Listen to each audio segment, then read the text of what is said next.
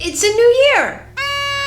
This is the year I'm going to tackle my bucket list of being creative with fabric techniques and trying all those things that I've been wanting to try for years. So, I have a strategy, a plan. Cool. Want to join me? I'll show you what it is. Coming up.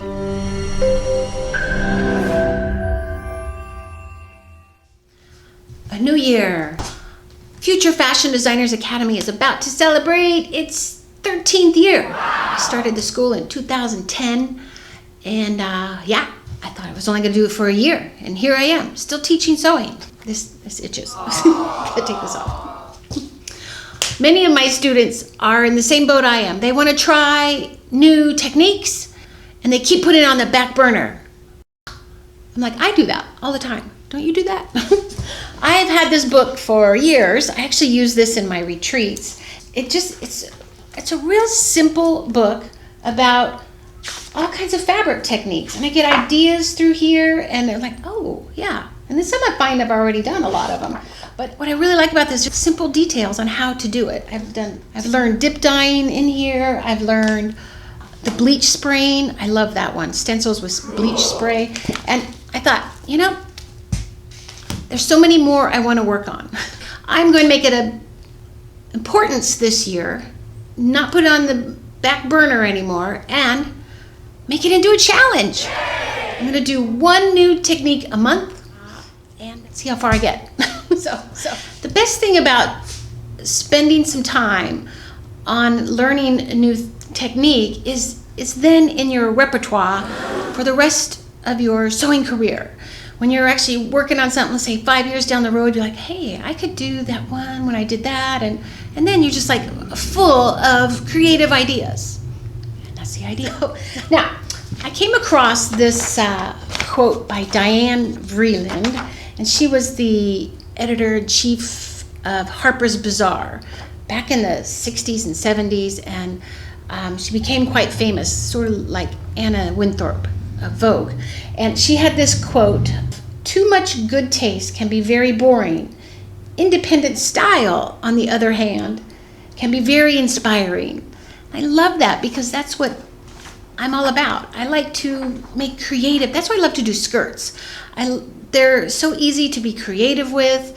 They're easier to sew, and there's more platform on it, so you can be creative, like petite dyeing, and even like the one back here and there. And I make skirts. Anyway, Queen of Skirts. I don't know if you've seen my Queen of Skirts videos, but there you go.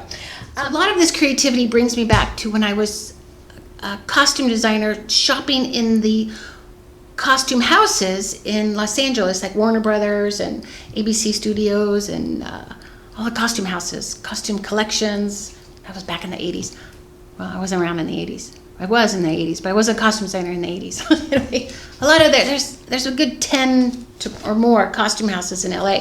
And a lot of them will have aisles and aisles of decades of clothes. And I used to go look into the 1940s. I was doing a movie that flashed back to the 40s, and I loved looking in the 40s because the 40s had a lot of unique details in there, and the reason was because of the war, and they actually had ration books. These are some photographs of the ration books for clothing that they had in the 40s. They literally had to have, I was blown away when I found this out. I never really knew it, and researching the 40s, I was like, whoa. They literally had the coupon books where they would have to, with the payment, give them a coupon to be able to buy it. And the whole reason was to support the troops. Less consumption of things and more of all the goods, all the resources going to the war effort. That's what it was. So we have, and I love, there's this book called Go Through Your Wardrobe, Make, Do, and Mend. That was the thing.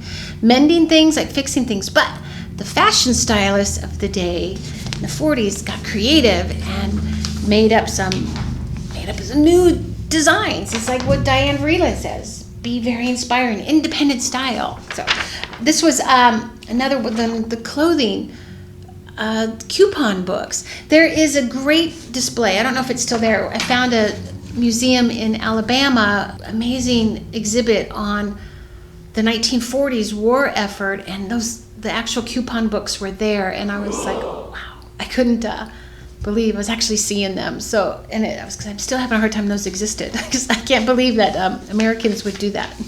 But I guess that was a different time. 1940s was quite a while ago. So 1940s, when I perused the aisles in, I know I was in Warner Brothers a lot, these were the kind of outfits that were there. So you had, I don't know, just like a lot of pocket trims. I think the ladies would take their old suits and rework the pockets, put trims on them, and in the cuffs, there was a lot of cuff work. Like this is a French cuff. I have a cuff in here. And you would find just unique styles. This one, I mean, they would trim it, probably take it apart, trim it, and then that would give their garment new life. New life. Because they couldn't go out and buy new clothes, even if they had the money. They had to use those coupons. This was I think it was just a replica because it's a 1970s or 80s car.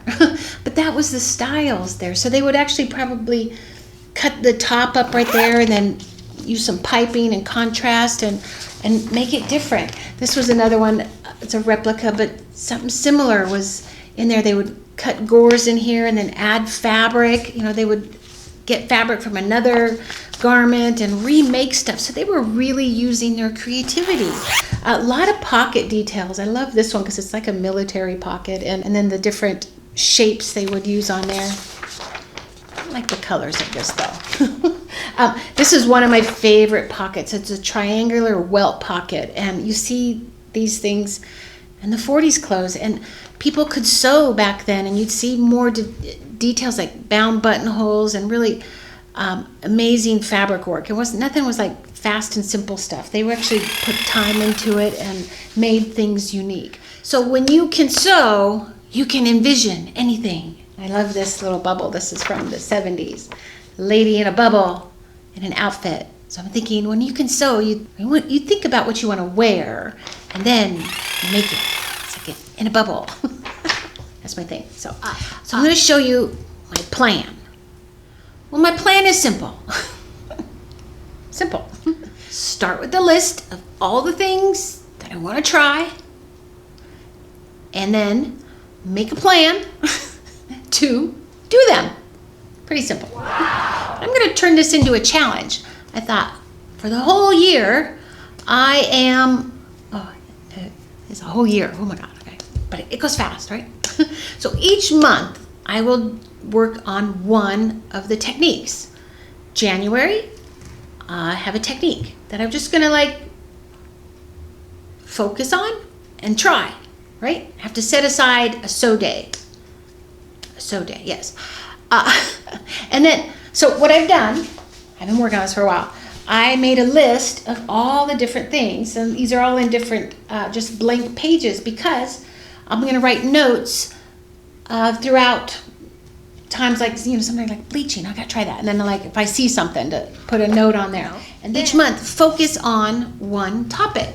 But what I thought I could do is I put a thing here, what you can do in 10 minutes, because I believe in baby steps.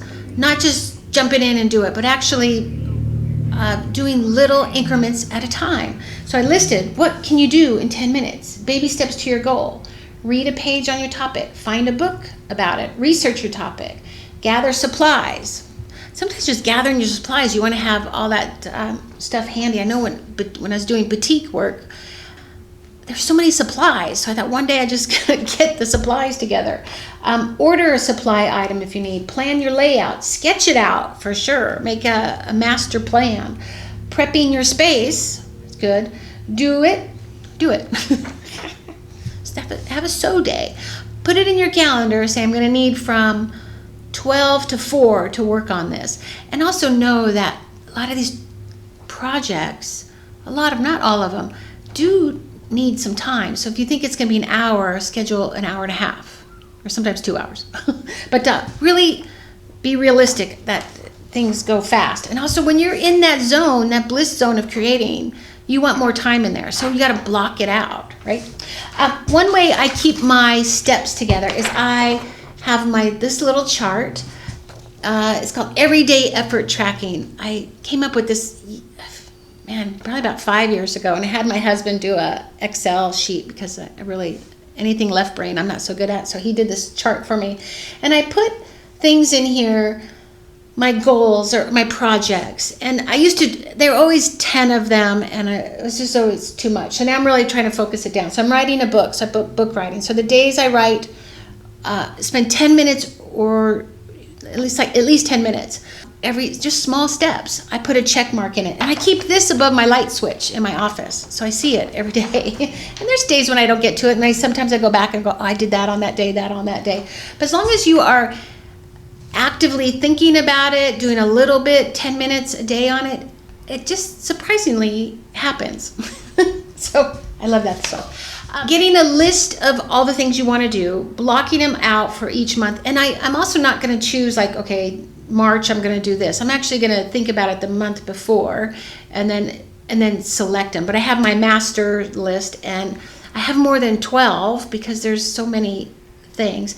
There's also, I've done batik work, which I really love, and I have I want to try a different way, or I think I just did a multiple pattern, but now I want to do a design pattern, so a little bit more. Now, I came across these today. Actually, these are some sheets that I made up years ago. I was starting another project, and I love to write down my goals and then break them into milestones and action plans, because then they're smaller, and then I can see around the whole goal. But it says, a dream written down with a date becomes a goal. So a dream, and you write it down, you actually make it a goal. So be careful if you write it down, because then you gotta make it a goal. A goal broken down into steps becomes a plan. So you need a plan. A plan backed by actions makes your dreams come true. How are you going to get what it is you want if you don't take action? So break them down. And milestones. So the main goal, and then your milestones. And it gets deeper. Milestone up here. So that's one of those. There's only 5. Well, it could be 2 milestones. There could be 10. Milestones then broken into action plans. And then you click the stars. That's always a reward for me. I have to get those little stars and actually put those stars on there. So I don't think I got enough stars as a child, so I still need to do this. But actually, you make it fun, right? So each month, then I'll have my action plan, and then plan it in there. It's be next week I'm going to do this on the thing, and then, I don't know, I might get to the whole thing next week. Then this was, I think I just like this sheet. This one is details of action plans. That might get a little too much. I don't remember using this sheet, but I made it. Details of action plan. Might need it. I don't know. But I will make these papers available for you in the links below if you would like to join me on this, and then make it a challenge. So everyday effort will get you to your goal. That brings me to my first project. I've been thinking about this for a while. I want to do stenciling. Stenciling is going to be my project for January. Oh, actually, I wrote out stencil in block letters, and I blocked them all up to 31 days, and I'm going to, on my folder, have this and color in each day that I work on my stenciling project. Might be some white spots in there, because not every day I'm going to work on it, but I'm going to focus on doing one part of it every time. What if I finish it on the 15th? And then it's gonna be white, but that'd be kind of fun. So stenciling. What is stenciling? I did a stenciling project with birds in it a couple years ago. Actually, I found if you have a Cricut, this works really good. So you pick out birds. I did I think I popped these out and glued them like a spray glue on top of fabric, and then sprayed it with bleach. So it was stenciling with bleach dyeing, and the skirt turned out, it's one of my favorite skirts. And oh my gosh, I just love it. And I've been wanting to make a new one, ever since then, like more of them. And of course I don't. But these were like the birds that I used. What I really loved of this project is lettering. And I had this in the corner of the skirt. It said bird. I think I had it on the side seam. It broke up in the side seam. And I love lettering on fabric, so that's something I want to do. But stenciling, I found an idea. I actually have a white jacket that I started a while back. I altered it. This was one of my favorite jackets. I did a whole video on this and probably will, in the stenciling part, include the video I took on this. But I altered it. I put white inserts of fabric all along the arm and down the sides because this was really tight. And my goal was to paint this and all, and then I chickened out because I now like the jacket and I didn't want to ruin it. So now I'm like, what do I do with it? But then I got an idea from my vision board. So my idea came from watching TV, watching Tamra. She has a talk show, and she had this, I was like, what is she wearing? It was this jacket and suit, and it was yellow and black, and you could tell it's spray painted. So it had this spray paint look on it in yellow, and I was like, well, that's cool. So I would take pictures of things if I see on TV, and then I print them. I put them on my vision board. This is my vision board also of things I want to try. So I'm going to keep this in front of me also all the time so that it's always like, oh yeah, okay, I want to try that one. But then I found this one this was an eye. This was on Kelly Ripa show, and blues and all. That one looks a little harder. But so what my idea is, I'm gonna make out, I think I'm just gonna do like a circle stencil and some other shapes. I gotta figure it out. And then put it on the back side of this and spray paint over it. So I'm gonna have to do like a spray paint of, gets that color, and then block it out and a spray paint of another. So it's a whole artistic piece. So that's going to be my project. And I resurrected a coat instead of, I don't throw clothes away, but instead of giving it away. And it was one of my coats, my favorite jackets. Other people would love this, but I like this jacket and I wanted to save it. So I'm resurrecting this, making my closet recession proof and utilizing what I have and turning it into a new piece. Well, hopefully, I'm gonna do this soon while it's cold outside. So yeah, actually these were the pieces when I started it. Oh yeah, I was practicing on there too. And Alexander McQueen had this amazing fashion show with painting on it, but I don't know, I was practicing and it just wasn't working out, so I don't want to ruin my coat. So now I'm going to stencil it, and I think it'd be cool. I'm actually going to put some orange in there. I'm seeing orange with yellow and black, like one orange, like maybe it's like a hot sun and then there's this yellow flame, or vice versa. I don't know. I gotta work it out. I gotta draw it out. That's, I think, going to be on my list of the actions I'm going to take, is to draw out the design, how I see this happening, because I only have one coat and I don't want to ruin it. So, all right. So who's joining me for this challenge? Pick out some techniques that you want to do. Actually, if you want to get this book, I have it listed on my website. Actually, I'll put a link down below also, Customize Your Clothes. And I just love this book. It just gives me so many ideas of how to do things and be creative. And they're easy ones. This doesn't have to be difficult. So who wants to join me? Each month, do a new technique, and let's see what we can create. Be inspired by things in our closets. We're recession-proof our closet. Use what we have in there. Use fabrics we have. Create new pieces. Be creative. That's what sewing is all about, being creative. So leave a comment below. Let me know what technique you've always wanted to try. And are you going to do this with me? I want to know. Let's do it. All right, I'll see you in the next video.